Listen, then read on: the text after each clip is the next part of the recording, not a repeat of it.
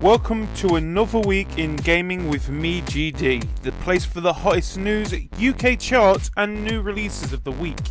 In this week's news, we return to Rapture, Lara Croft gets ready for next gen, and Nintendo seems to be getting worse and worse.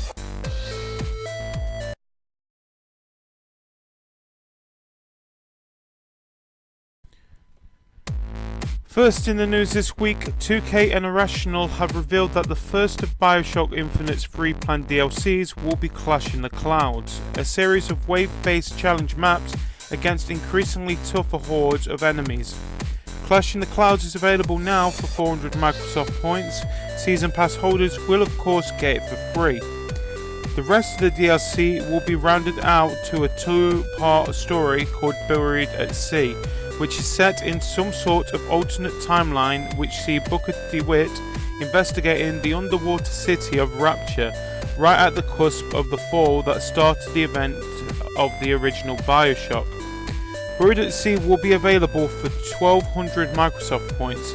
If you like to get on the cheaps, the Season Pass is still available on Steam.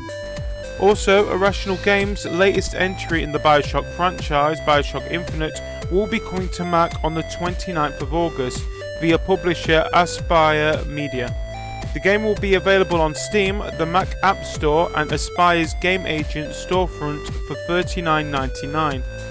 Additionally, Game Agent members will receive a 20% off pre-order coupon code on the game's page, and pre-orders through Aspyr come with the Columbia's finest DLC pack, which consists of 500 Silver Eagles, 5 lockpicks, 6 unique gear items and a couple of weapon upgrades for the shotgun and the sniper rifle. BioShock's recent DLC, Clash of the Clouds, will be available at or near launch on the Mac.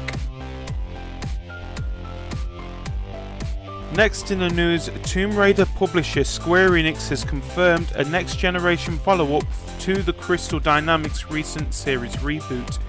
A sequel to the game was hinted at last week by the author of a new Tomb Raider comic series that will bridge the gap between the two games. Square Enix new Western boss Phil Rogers revealed in news in an open letter where he talks at length about some of the company's recent financial troubles and restructuring.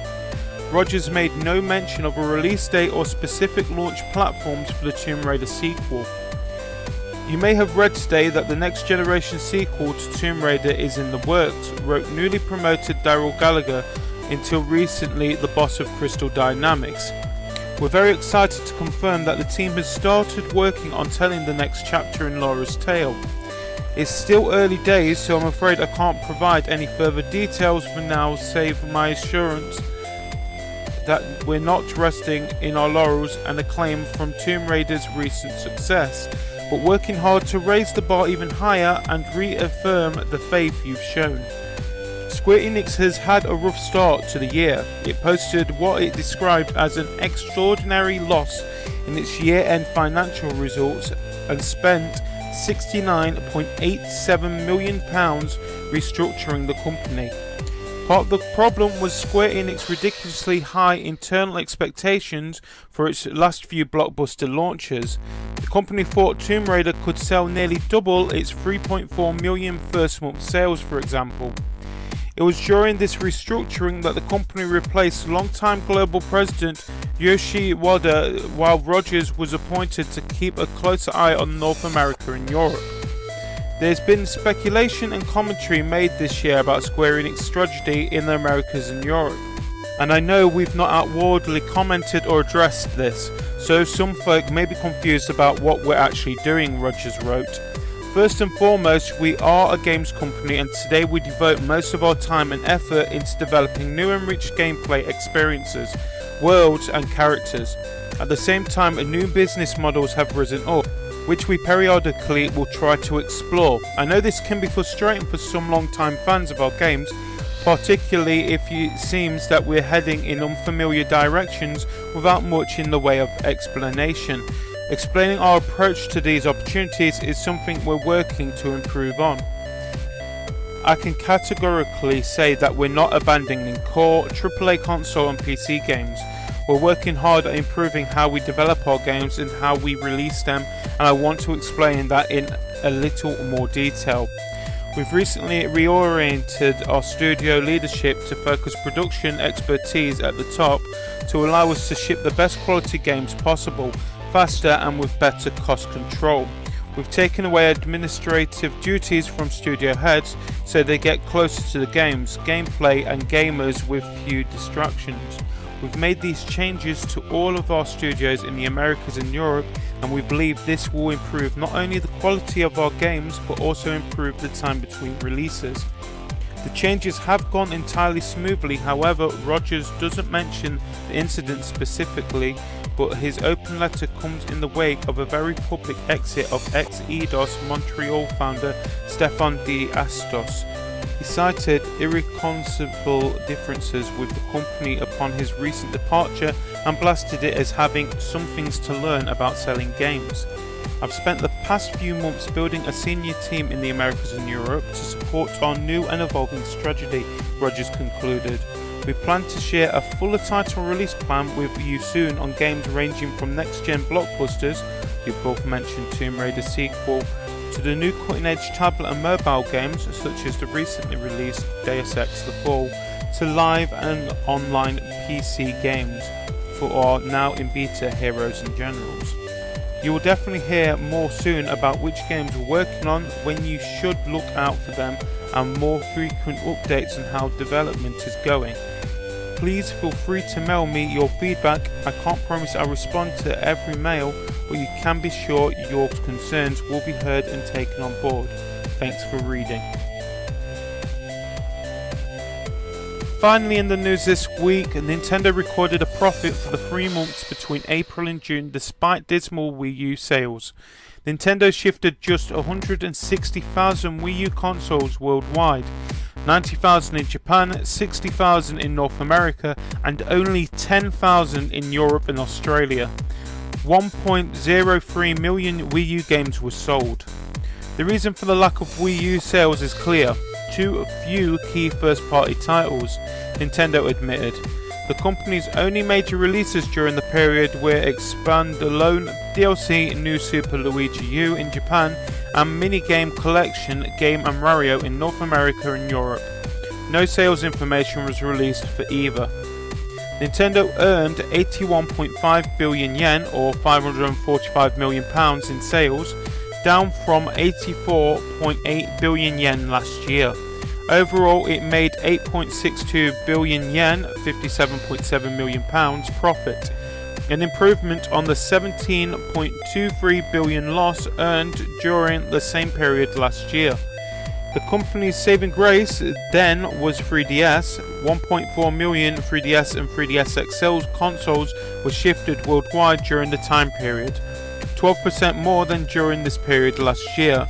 More than 11 million 3DS games were sold, 10% more than last year. Now available worldwide, Anthropomorphic Life Sim Animal Crossing has sold 1.54 million units. It has now notched up more than 4.5 million copies sold since its Japanese release last year. Wii U has now sold 3.61 million units worldwide. 3DS is sitting on 32.48 million, and after 6.5 years, the aging Wii has finally edged its way past the 100 million sold milestone. It's a distant target for the Wii U at the moment. Now with more bad news for Nintendo, as the UK retail behemoth Asda has removed Wii U games and consoles from its supermarket shelves. The chain will continue to sell Wii U products online via its Asda Direct website, but no longer through its stores. Asda continues to offer customers a selection of Wii U games and accessories through Asda Direct, but these ranges are currently not on offer in Asda shops, said a spokesperson.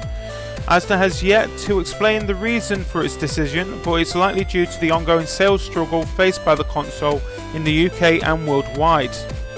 The supermarket was previously home to a killer £199 price tag for the Wii U Premium Bundle, and is still offering the Wii U Basic for £149 online. Was this just to clear stock ahead of the system's removal from stores? The move ironically comes just as Nintendo finally starts releasing software for the Wii U again. The brilliant Pikmin 3 launched in the UK last week alongside New Super Mario Bros. Expandalone New Super Luigi U. The Wonderful 101 and Ubisoft developed Rayman Legends both arrive in August meanwhile.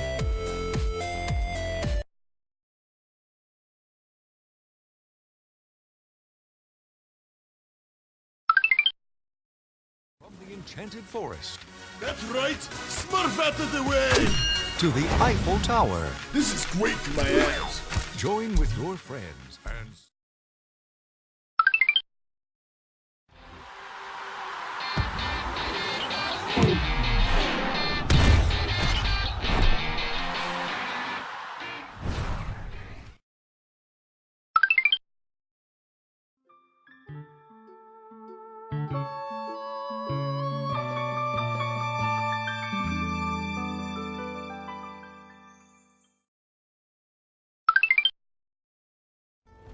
We don't have to do this. You know that, right? After all we've been through. Everything that I've done.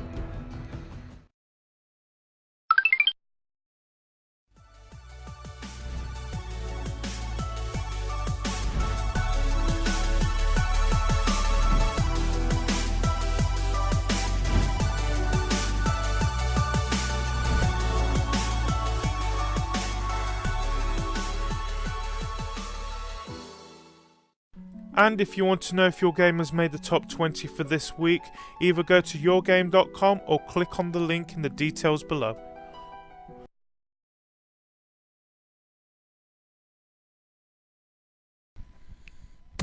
And now it's time for the new releases of the week, starting with Dragon's Crown on the PS3 and Vita, out August the 6th. Next we have Tales of Exilia on the PS3, out August the 6th. Also, we have The Sims 3 Dragon's Valley coming on the PC and Mac, out August the 6th. Finally, we have Brothers: A Tale of Two Sons coming out the Xbox 360 on August the 7th. That's it for another week in gaming for the week ending 3rd of August. Follow us on Twitter or Facebook in the links below. Also, if you like the show, click on the subscribe button and the like button below. And remember to tune in next week for more of the hottest news, UK charts and new releases for the week, right here on another week in gaming.